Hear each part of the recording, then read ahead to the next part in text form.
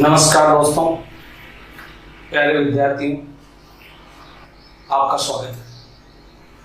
इससे पूर्व हमने विलियन चैप्टर पूरा स्टडी किया था। आज क्लास 12 का चैप्टर नंबर 6 धातु क्रम तत्वों के निष्कर्षण के सिद्धांत हम स्टार्ट करेंगे। इस पाठ को हमने 3 भागों में अलग अलग तरह से बांटा है। पहले हम सामान्य धातुक्रम पढ़ेंगे, फिर विशेष धातुक्रम पढ़ेंगे और उसके पश्चात हम एलिंगम का ग्राफ पढ़ेंगे। मैं बीएल गोदारा आपके सामने एक और नया चैप्टर लेकर आया हूं क्लास 12 का, जिसका नाम है धातुक्रम। चलिए तो इस पर हम स्टडी मारते हैं, इसको हम देखते हैं। तो सबसे पहले यहां पर लिखा हुआ है धातुक्रम क्या है। देखिए धातुक्रम, इसको 2 मिनट बाद समझेंगे हम। सबसे पहले हम देखें धातु का क्रम। तो ये जो धातुएं हैं, वैसे आप जानते हो आवर्त सारणी में धातुएं होती है, अधातुएं होती है और उपधातुएं होती है। तो अब इस चैप्टर में हम धातुओं का अध्ययन करेंगे। धातुएं भी हमारे पास 2 प्रकार की हो सकती है। एक होती है आपके पास मुक्त अवस्था में और एक होती है संयुक्त अवस्था में। तो हम धातुओं की बात करें तो एक धातु तो होती है हमारे पास मुक्त अवस्था में, मुक्त अवस्था में, और एक धातु होती है आपके पास संयुक्त अवस्था में। जो धातुएं संयुक्त अवस्था में होती है उनको पृथक करके उनसे जो धातु बनाई जाती है उसी बात को हम कहते हैं धातुक्रम। तो दुनिया में कौन कौन सी धातुएं मुक्त अवस्था में और कौन कौन सी धातुएं संयुक्त अवस्था में। संयुक्त अवस्था में ये इनके अयस्कों के रूप में रहती है, जैसे ऑक्साइड अयस्क हो गया, सल्फाइड अयस्क हो गया, सल्फेट अयस्क हो गया, इस तरह से कार्बोनेट हो गया, इस तरह से। जबकि मुक्त अवस्था में वो किसी के साथ बंधित नहीं रहेगी, फ्री रहेगी। ऐसी धातुएं कौन कौन सी है? तो आप कहोगे सबसे पहले ऐसी धातुएं जो प्रकृति में मुक्त अवस्था में पाई जाती है वो क्या कहलाती है? आपके पास मुक्त धातुएं कहलाती है। जैसे यहां हो गया हमारे पास सोना, जैसे हो गया आपके पास चांदी, जैसे हो गया आपके पास प्लेटिनम, जैसे हो गया कार्बन और जैसे हो गया सल्फर। ये धातुएं अयस्कों की बजाय मुक्त अवस्था में रहना ज्यादा पसंद करती है। तो इन धातुओं का निष्कर्षण करने की ज्यादा रिक्वायरमेंट नहीं, क्योंकि ये कैसे मुक्त अवस्था में। पर कुछ धातुएं जो संयुक्त अवस्था में होती है, जैसे कोई भी ले सकते हो, जैसे लोहा है, लोहे का अयस्क ऑक्साइड में भी होगा, कार्बोनेट में भी होगा, कॉपर पायराइटिस के रूप में भी पाया जाता है जिसमें कॉपर भी निकलता है। तो इस तरह से संयुक्त अवस्था में जो धातुएं पाई जाती है और उनसे धातु का पृथक करने के लिए हमें जिस बात का स्टडी करना पड़ेगा, अध्ययन करना पड़ेगा, वो है हमारा धातुक्रम।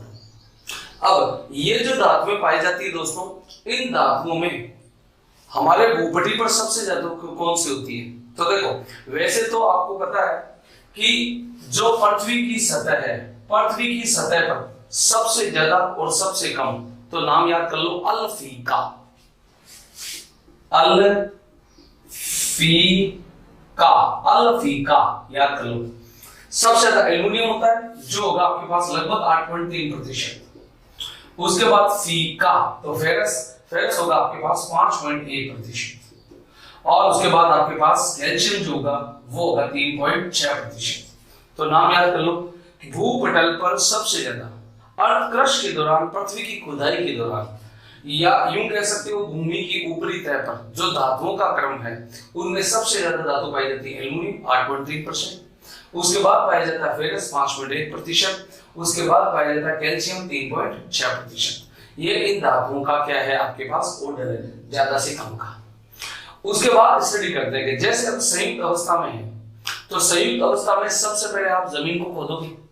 जमीन को खोदकर कोई चीज जो संयुक्त अवस्था में प्राप्त हुई है वो कहलाता है आपका खनिज, वो होगा आपका क्या? खनिज। अब खनिज को आप साफ सुथरा करोगे और अलग अलग प्रोसेस करोगे, अलग अलग मेथड करोगे, तो वो जब थोड़ा साफ हो जाएगा तो उससे जो चीज प्राप्त होती है वो कहलाता है आपके पास अयस्क। और अयस्क को और ज्यादा साफ करोगे और साफ करने के दौरान जो चीज आपको प्राप्त होगी वो क्या कहलाती है? आपके पास धातु कहलाती है। और अयस्क से धातु प्राप्त करने के दोस्तों 5 स्टेप होते हैं। उन पांचों स्टेप को सम्मिलित रूप से कहा जाता है धातुक्रम या तत्वों के निष्कर्षण के सिद्धांत। तो क्या कहोगे? जमीन खोदकर, पृथ्वी को खोदकर प्राप्त की गई वस्तु खनिज कहलाती है। खनिजों के व्यवसायिक निष्कर्षण से प्राप्त वस्तु क्या कहलाती है? आपके पास अयस्क कहलाती है। और अयस्क से धातु प्राप्त करने के विभिन्न जो पद है, 5 पद होंगे। कौन कौन से 5 पद होंगे? अगर मोटा मोटी देखना चाहें तो देखो, सबसे पहला पद होगा आपके पास सांद्रण।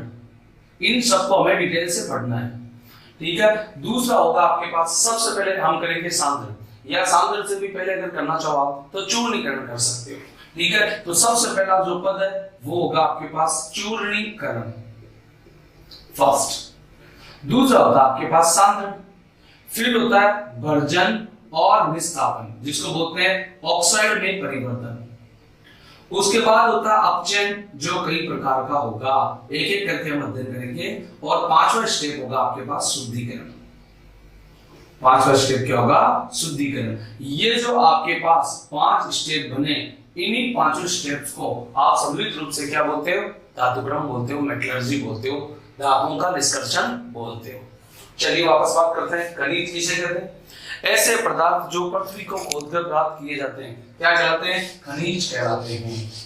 खनिजों के व्यवसायिक निष्कर्षण करने के बाद जो वस्तु आपको प्राप्त होती है वो क्या कहलाती है? आपका अयस्क कहलाती है।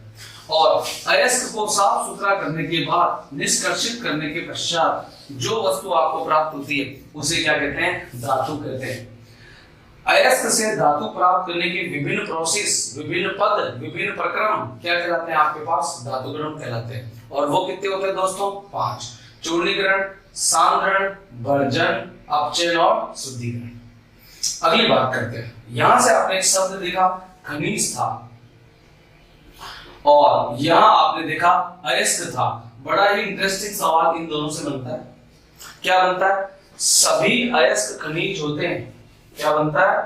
सभी अयस्क खनिज होते हैं, खनिज होते हैं, परंतु सभी अयस्क खनिज होते हैं, परंतु सभी खनिज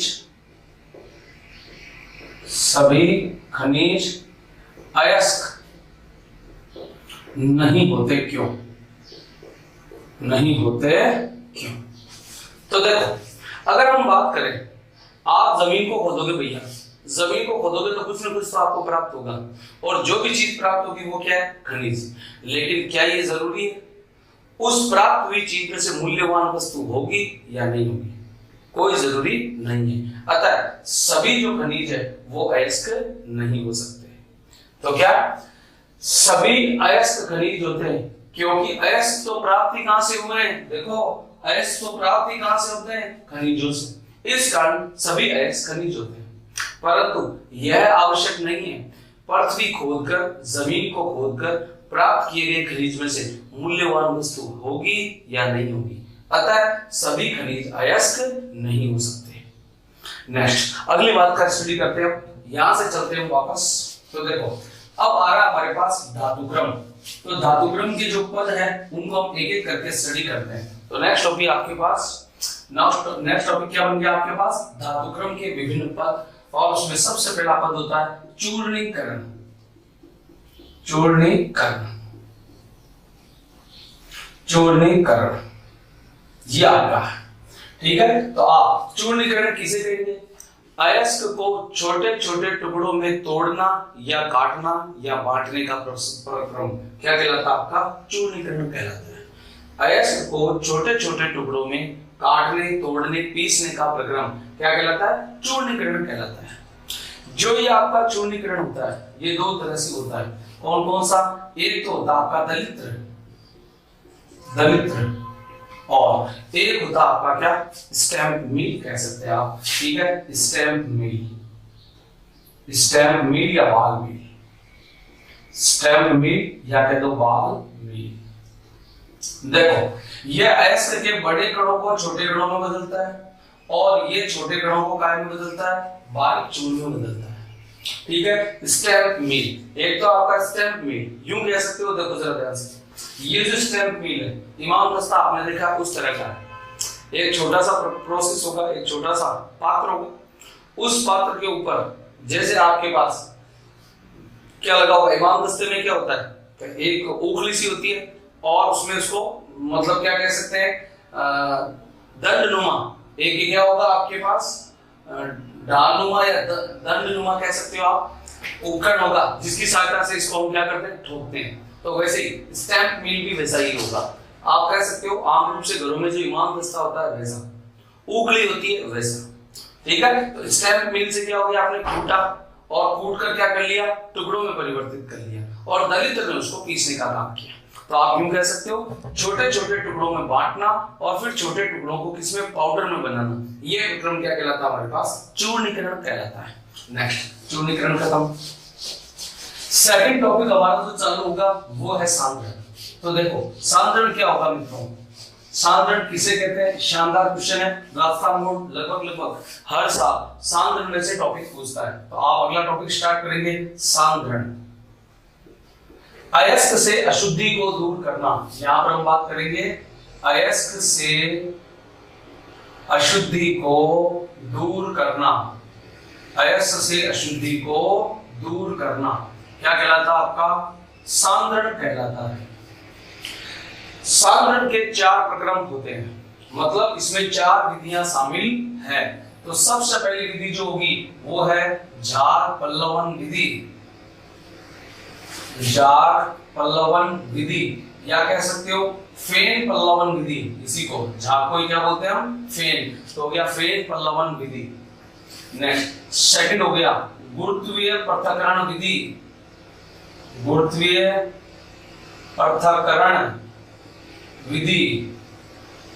नेक्स्ट, तीसरा हो गया चुंबकीय पृथक्करण विधि। चुंबकीय पृथक्करण विधि। और चौथा हो गया आपके पास रासायनिक विधि। रासायनिक विधि, इसी को हम बोलते हैं निछालन, लीचिंग बोलते हैं इंग्लिश में, हिंदी में इसी को क्या बोलते हैं, निछालन। और आगे एल्युमिनियम के प्रक्रम में पढ़ेंगे, इसी को बोलते हैं बेयर की विधि। इसी को बोल सकते हो बेयर की विधि। ये एल्युमिनियम धातु के लिए प्रयुक्त होती है, जिसका स्टडी आगे करेंगे। मींस अभी सामान्य धातुक्रम में हम 3 का ही अध्ययन करेंगे। तो चलो पहला हम स्टार्ट करते हैं जार पल्लवन विधि। तो देखिए दोस्तों, जार पल्लवन विधि में कौन कौन सी बातें इंपॉर्टेंट आ रही है वो देखो। तो इसके जो सवाल पूछता है वेरी मोस्ट, कई बार बोर्ड में क्वेश्चन आ चुका है, 7 टाइप के सवाल इसमें से बनते हैं। सबसे पहले यह विधि किसके लिए प्रयुक्त होती है, तो पहला पॉइंट यह सल्फाइड अयस्कों के लिए प्रयुक्त होती है, सल्फाइडों के लिए प्रयुक्त होती है। दूसरी बात, यह विधि किस सिद्धांत पर आधारित है, अधिशोषण पर आधारित है। तो दूसरी बात, इसका सिद्धांत क्या है, अधिशोषण। यह अधिशोषण के सिद्धांत पर आधारित है। अब इस विधि में करते क्या है, तो देखो किसी में भी सल्फाइड अयस्क जैसे कॉपर पायराइट CuFeS2, आपको पीछे सल्फर देखना है, जिनके पीछे सल्फर है उन सब का सांद्रण किससे किया जाता है, जार पल्लवन विधि से किया जाता है। अब इसमें करते क्या, सबसे पहले देखो पानी की एक बड़ी टंकी ले लेते हैं भैया, ये पानी की एक बड़ी टंकी ले लिया। इस पानी की बड़ी टंकी में जो सल्फाइड अयस्क आपको दिया गया है उसका पेस्ट बना के डाल दो। तो यहां पर आपने सपोज करो इसका पेस्ट डाल दिया, अयस्क का पेस्ट, ये डाल दिया आपने अयस्क का पेस्ट डाल दिया। अब इस अयस्क के पेस्ट में 2-3 तरह के तेल मिला दो। जैसे सबसे पहले आपने मिलाया चीड़ का तेल, चीड़ का या कह दो आप नीलगिरी का तेल, इसमें मिला दिया आपने पाइन ऑयल, नीलगिरी का तेल, ये मिला दिया आपने क्या, नीलगिरी का तेल इसमें मिला दिया। एक मिला दो आप सोडियम एथिल जेंथेट, एक मिला दो सोडियम एथिल जेंथेट, एक मिला दो क्या, सोडियम एथिल जेंथेट। इसका फॉर्मूला भी ध्यान रखना है, रोकस्टूना। देखो रो आर और रो कस2 CS2 कस2 ना Na। ROCS2Na, सल्फर के इधर डबल बॉन्ड और डबल बॉन्ड लगा था, ठीक है, तो इसकी स्ट्रक्चर बन जाएगी। लेकिन कोई बात नहीं, आपको सीधा फॉर्मूला ध्यान रख लो, ROCS2 ना, तो याद करने का तरीका ROCS2 ना, सोडियम एथिल सल्फेट। आपने एसिड के पेस्ट में चीड़ का तेल मिलाया या नीलगिरी का तेल मिलाया, दूसरा सोडियम एथिल सल्फेट मिलाया, अब तक टंकी में कोई क्रिया नहीं हुई, तो अब इसमें हम क्या मिला देते हैं, वायु की नली प्रवेशित कराते हैं, जिसमें से वायु अंदर की तरफ प्रवेशित हो रही है। ये खोखली नली थी, यहां से वायु देखो ऐसे इंटर कर जाएगी इसमें, ऐसे यहां से वायु इसमें से आएगी। जैसे ही वायु क्या होगी इन तेलों के बीच में और एस के पेस्ट में भिजेगी, तो इनमें घमासान होगा, युद्ध होगा। युद्ध में चीड़ का तेल क्या करेगा, ज्यादा से ज्यादा क्या करेगा, झाग बनाएगा, ठीक है। ये आपने क्या किया, झाग कारक हो गया, झाग कारक, ज्यादा से ज्यादा झाग बना। नेक्स्ट उधर सोडियम एथिल सल्फेट पड़ा था, उसने क्या किया, अयस्क के कणों को ऊपर की तरफ पहुंचाने का काम किया, तो ये हो गया इसमें उत्प्लावक। उत्प्लावक मतलब इसलिए फ्लोटरिंग कराई, इसको तिराया, होगा क्या, ये झाग बनाएगा, ये तिराएगा, तो तिरने से झाग युक्त एस के कण कहां इकट्ठे हो गए, टंकी के ऊपरी मुंह पर, यहां झाग युक्त एस के कण टंकी के ऊपरी मुंह पर एकत्रित हो गए, तो ये हो गया आपके झाग युक्त अयस्क के कण, अयस्क के कण, झाग युक्त अयस्क के कण टंकी के ऊपरी मुंह पर एकत्रित हो जाते हैं। अब इनमें से कुछ झाग तो फालतू भी तो होंगे, जैसे दूध को हिलाते हो काफी झाग आते हैं, थोड़ी देर बाद गिर जाते हैं, तो वैसे इसमें से कुछ झाग क्या होंगे, गिरने लगेंगे, तो इन झागों को आपको स्थायित्व प्रदान करना पड़ेगा। तो इसके लिए आपको अभी काम बता रहे साथ साथ ही, ये जो डब्बे बना रहा हूँ ये राजस्थान बोर्ड में पूछे जा चुके हैं, आरबीसी बोर्ड 2015 2018 का ये सवाल रह चुका है, ठीक है। कभी इसमें चित्र आया और राजस्थान बोर्ड 2015 में सवाल पूछा गया, चीड़ का तेल, झाग कौन होता है, उत्प्लावक कौन होता है, इस तरह के सवाल भी पूछता है। तो इसमें आपने इन झागों को स्थायित्व देने के लिए एनिसोल या क्रिसोल मिला दिया, एनिसोल मिला दो या फिर क्या मिला दो, क्रिसोल। और इसका काम क्या है, जो डब्बे हैं वो सभी राजस्थान बोर्ड के सवाल बेटा, ये आपके पास क्या हो गया, स्टेबलाइजर हो गया, स्थायी कारक हो गया, ये हो गया स्थायी, ये हो गया स्थायी कारक। नेक्स्ट अब ये जो झाग बने, इनमें से कुछ झाग बेकार भी तो होंगे, फालतू के भी होंगे, तो उनको हटाना पड़ेगा। तो जो आदिक्य में बने झाग है उनको हटाने के लिए आपने इसमें क्या मिला दिया, अवनमक के रूप में NaCN मिला दिया, NaCN, ये है आपके पास अवनमक, ये क्या आपके पास अवनमक हो गया, जो आदिक्य में बने झागों को क्या करता है, दूर करता है। दूसरी बात, अब यहां पर जो पेस्ट था, इस पेस्ट में क्या था बेटा, इसमें अयस्क के कण थे जो धातु में परिवर्तित होने वाले, इनमें से कुछ कण अभी सक्रिय नहीं हुए पूरी तरह से, तो इनको सक्रिय करने के लिए आपको एक सक्रिय कारक भी डालना पड़ेगा और वो होगा कॉपर सल्फेट। नेक्स्ट तो यहां पर आपने कॉपर सल्फेट को डाल दिया और वो चीज क्या आपके पास, सक्रिय कारक है, वो क्या आपके पास सक्रिय कारक। इस तरह से ये आपने क्या देखा, झाग प्रलवन विधि को देखा। तो सुनिए करना क्या आपको, आप होगी 7 सवाल कौन से, झाग प्रलवन विधि सल्फाइड अयस्कों के लिए प्रयुक्त होती है, पहला सवाल, यह अधिशोषण के सिद्धांत पर आधारित है, दूसरा सवाल, इसमें चीड़ का तेल क्या काम करता है, ये झाग कारक होता है, तीसरा सवाल।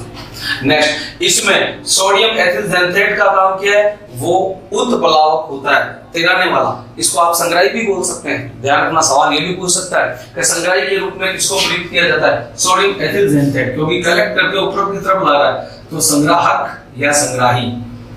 नेक्स्ट एनिसोल व क्रिसोल का काम क्या है, तो पांचवा सवाल, ये क्या करता है, झागों को स्टेबलाइजर करता है, स्थायी करता है, तो स्थायी कारक है। नेक्स्ट NaCN का सीबीएसई बोर्ड में पूछा जा चुका है ये सवाल, NaCN का काम क्या है, अवनमक है, आदिक्य में बने झागों को क्या करता है, ये हटाता है, और सक्रिय कारक का काम कौन करता है, कॉपर सल्फेट करता है। ये तो इसके सवाल थे। अभी धातु कैसे प्राप्त हो, तो देखो धातु प्राप्त करने के लिए इसकी विधि को मैं बोल देता हूं। सर्वप्रथम हम सल्फाइड अयस्क को युक्त अयस्क का पेस्ट बनाकर पानी की एक बड़ी सी टंकी में डाल देते हैं, अब इस टंकी में हम कुछ तेल, चीड़ का तेल, सोडियम एथिल जेंथेट मिला देते हैं। टंकी में कोई क्रिया प्रारंभ नहीं होती, वायु नली से वायु प्रवेशित कराते हैं, टंकी में क्रिया होगी। इस क्रिया से चीड़ का तेल ज्यादा से ज्यादा झाग बनाएगा, झाग कारक है। सोडियम एथिल जेंथेट थोड़ी सी तो लिफ्ट करा दे, अयस्क के कणों को कहां ले आएगा, टंकी के ऊपरी मुंह पर संग्राहक का काम करेगा। वो क्या करेगा, ऊपर की तरफ ले आएगा। झाग जो बन गए उनको ठहराना, स्थायी करना है। स्थायी कारक के रूप में एनिसोल या क्रिसोल को मिला दिया। आदिके में बने झागों को हटाने के लिए अवनमक NaCl को मिला दिया और सक्रिय कारक के रूप में कॉपर सल्फेट को मिला दिया। अब इससे क्या होगा, झाग युक्त अयस्क के कण टंकी के ऊपरी मुंह पर एकत्रित हो गए, जिन्हें एक छड़ की सहायता से क्या करते हैं, दूसरे पात्र में एकत्रित कर लेते हैं। दूसरे पात्र में एकत्रित किया, उसको सुखा लिया। सुखाने से जो अयस्क के कण प्राप्त हुए उसी को बोलते हैं सांद्रित अयस्क और उपयुक्त विधि क्या कहलाती है, झाग पल्लवन विधि कहलाती है। सभी बच्चों को क्लियर हो गया होगा। सबसे ज्यादा बोर्ड में सवाल पूछा, लगी रहा है सवालों का घर रही है। तो ये आपके पास क्या हो गया, झाग पल्लवन विधि। दोबारा से रिपीट कर देते हैं। हमने इससे पहले धातु कर्मिकी के सिद्धांत चालू किए कि धातु कर्मिकी है क्या। तो आपने क्या कहा, अयस्क से धातु प्राप्त करने के विभिन्न पद क्या है, धातुक्रम है। पहला पद चूर्णीकरण, बड़े कणों को छोटे कणों में, छोटे कणों को पाउडर में बदलना क्या कहलाता है, आपका चूर्णीकरण कहलाता है। जो किस किस से होता है, दलित्र से और किससे होगा, स्टैम्प मिल से होगा।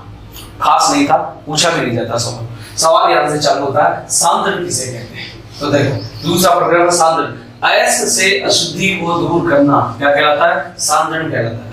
सांद्रण की सबसे पहली विधि कौन सी है, झाग पल्लवन विधि कहलाती है। झाग पल्लवन विधि किसके लिए प्रयुक्त की जाती है, सल्फाइड अयस्कों के लिए प्रयुक्त की जाती है। कौन से सिद्धांत पर आधारित है, अधिशोषण के सिद्धांत पर आधारित है। फिर चीड़ का तेल क्या काम करता है, चीड़ का तेल या नीलगिरी का तेल झाग कारक होता है, ज्यादा से ज्यादा झाग बनाता है। अवनमक के रूप में किसको मिलाते हैं, NaCl को मिलाते हैं। अवनमक का मतलब क्या हो गया आपके पास, आदिके में बने झागों को हटाना।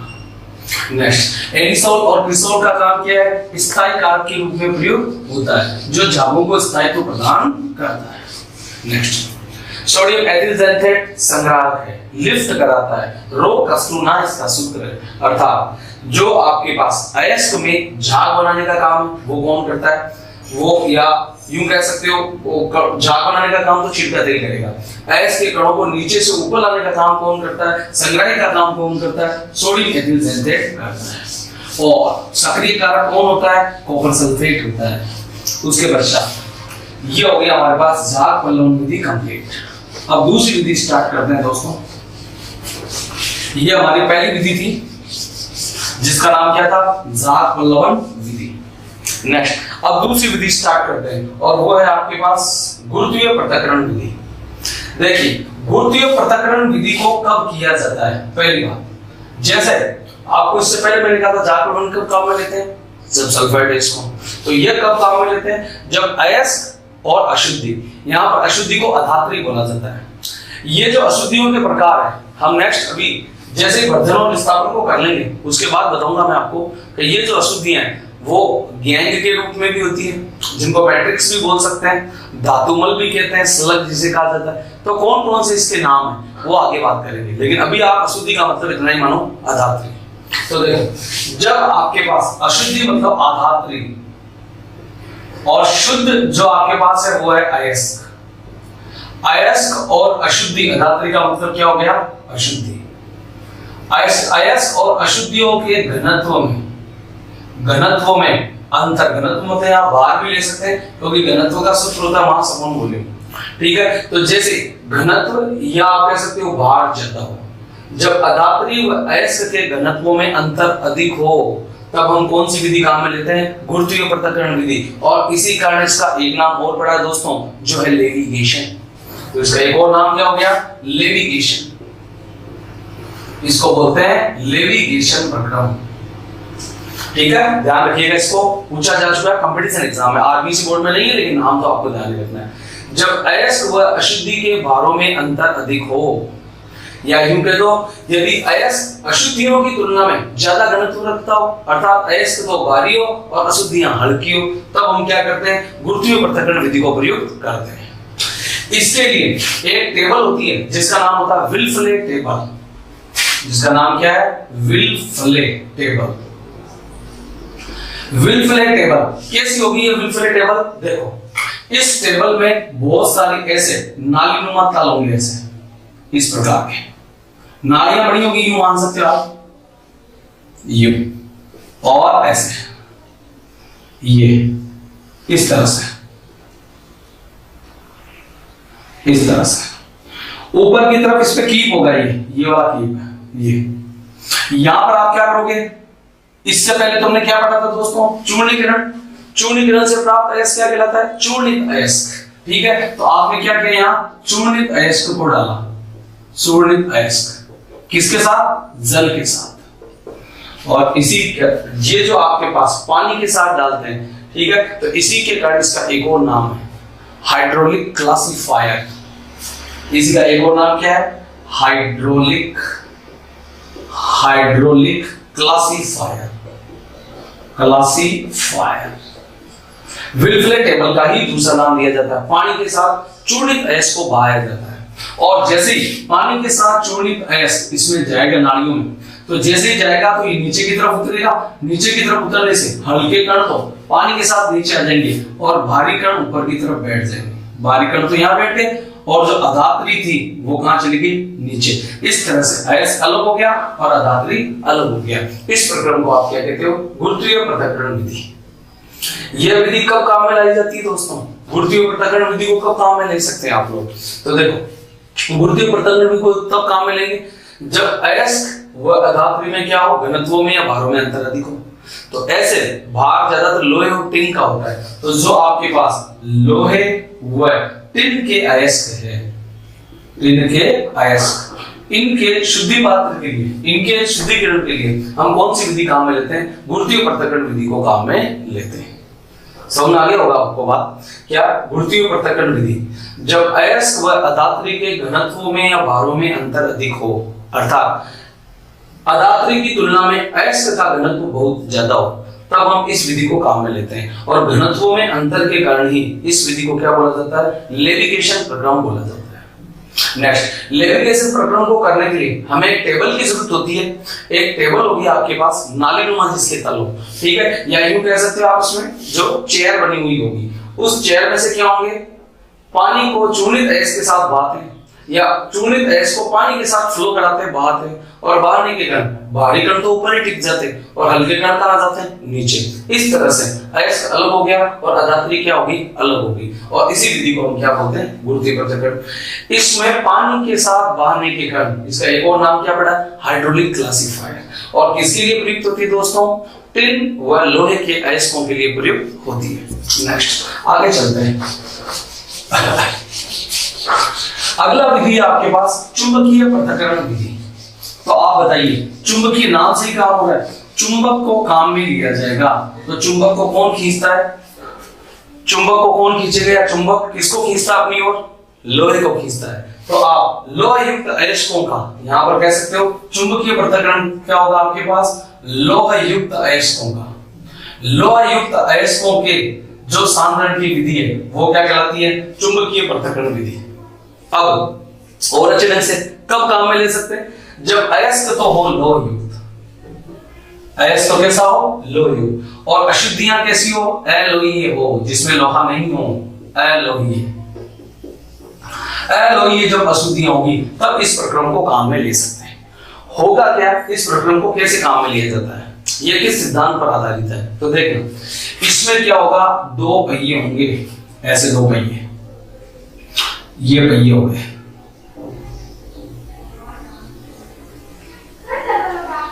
इन पहियों में आपने क्या डाल दिया, यहां जो आगे वाला पहिया है इसमें इनसाइड में आपने चुंबक लगा दिया है, यहां पर लगा चुके हो आप, क्या चुंबक, मैग्नेट लगा दो, चुंबक। और ये जो पहिए हैं इन पर एक बेल्ट चढ़ा दो आप, एक बेल्ट इस पर घूमेगा, ये चढ़ा दिया बेल्ट। यहां पर आपने कीप रख दिया, इस कीप में आपने चूर्णित अयस्क भर दिया, ये आपका क्या हो गया, चूर्णित अयस्क, चूर्णित अयस्क बन गया। जैसे ही चूर्णित अयस्क इस बेल्ट पर पड़ेगा, बेल्ट तो घूम रहा है भैया, बेल्ट के घूमने के साथ अयस्क भी घूमेगा और अयस्क घूमता घूमता घूमता नीचे गिरने वाला होगा। चुंबक किसको खींचेगा, लोह युक्त पदार्थों को अपनी तरफ घूमेगा, तो एक ढेरी तो बन गई इधर, और जिनको नहीं खींचेगा वो ढेरी किधर बन गई, बाहर की तरफ। अंदर की तरफ जो ढेरी बनी है वो किसकी है, लोह युक्त पदार्थ है, लोह युक्त। और जो बाहर की तरफ बनी है वो कैसे है, अलोहीय है। जो अलोहीय होती है वो क्या होती है, अशुद्धियां होती है, वो होगी आपके पास क्या, अशुद्धि। और जो लोह युक्त है वो क्या है, अयस्क है। इस तरह से अयस्क और अशुद्धियां कैसी हो जाती है, पृथक पृथक हो जाती है। जरा सोचो, चुंबक ने अपनी ओर वस्तुओं को खींचा, तो ये सिद्धांत हो गया अपकेंद्रण का सिद्धांत। तो ये जो आपके पास काम आती है विधि, ये किस पर आधारित है, अपकेंद्रण के सिद्धांत पर आधारित है। ये किस पर आधारित है, अपकेंद्रण के सिद्धांत पर आधारित है। नेक्स्ट, अगला रासायनिक विधि एल्युमिनियम के लिए प्रयुक्त होती है, इसे निचालन कहते हैं। इसको हम जब विशेष धातुक्रम पढ़ेंगे एल्युमिनियम का, वहां आ जाएगी, तो इसको अभी नहीं स्टडी करेंगे, एल्युमिनियम के धातुक्रम में इसका अध्ययन करेंगे, मैं खुद याद दिला दूंगा आपको। नेक्स्ट, तो वापस एक बार इन सभी विधियों का अध्ययन कर लेते हैं। हमने आज क्या पढ़ा, धातुकर्मिकी के सिद्धांत या धातुक्रम के पद पढ़े। पहला चूर्णीकरण, चूर्णीकरण में आपने देखा छोटे छोटे टुकड़ों में तोड़ना, स्टैम्प मिल और दलित्र की सहायता से। फिर आपने पढ़ा सांधन, सांधन की 4 विधियां। सबसे पहले जाग प्रलवन, किसके लिए, सल्फाइड अयस्कों के लिए। नेक्स्ट, किस सिद्धांत पर आधारित है, अधिशोषण। अब देखो अधिशोषण कैसे हुआ, अयस्क के कण टांकी के नीचे से कहां आ गए थे, सतह पर आ गए थे। किसी चीज का सतह पर आ जाना क्या कहलाता है, अधिशोषण। तो अधिशोषण का सिद्धांत, चीड़ का तेल झाग कारक, रो कस्टूना सोडियम एथिल जेंथेट प्लावन कारक संग्रही, एनिसोल और क्रिस्टोल सक्रिय कारक। उसके बाद नीचे की तरफ आपने डाला था कॉपर सल्फेट, क्या काम करता है, सक्रिय करता है। और अवनमक के रूप में आधिक्य में बने जामुन को हटाने के लिए NaCl प्रयुक्त होता है। उसके बाद जब बारों में अंतर अधिक हो तो आपके पास कौन सी होगी, गुरुत्वीय पृथक्करण। नेक्स्ट, जब लोह अशुद्धियां लोह युक्त और अशुद्धियां कैसी हो, अशुद्धियां तो है आपके पास अलोहीय और शुद्ध पदार्थ या अयस्क कैसा, लोहीय। तो इनको अलग करने के लिए जो विधि काम में लेते हैं वो कौन सी है, चुंबकीय पृथक्करण। किस सिद्धांत पर आधारित है, अपकेंद्रण के सिद्धांत पर आधारित है। और रासायनिक विधि लीचिंग, ये एल्युमिनियम के धातुक्रम में पढ़ेंगे। तो हमारे धातुक्रम के 2 पॉइंट पूरे। पहला पॉइंट कौन सा, चूर्णीकरण, और दूसरा सांद्रण पूरा। अगले टॉपिक में अगली क्लास में वर्जन, निस्तापन, अपचयन और शुद्धिकरण को पढ़ेंगे। अच्छे से अध्ययन कीजिए और क्लास 12 की जो प्रिपरेशन है उसको बढ़ाइए इस ऑनलाइन क्लास की सहायता से। नेक्स्ट, अगले टॉपिक में हम मिलेंगे, जो इसका दूसरा भाग रहेगा, ये भाग संख्या 1 है धातुक्रम। नमस्कार दोस्तों, अच्छे से पढ़ाई कीजिए।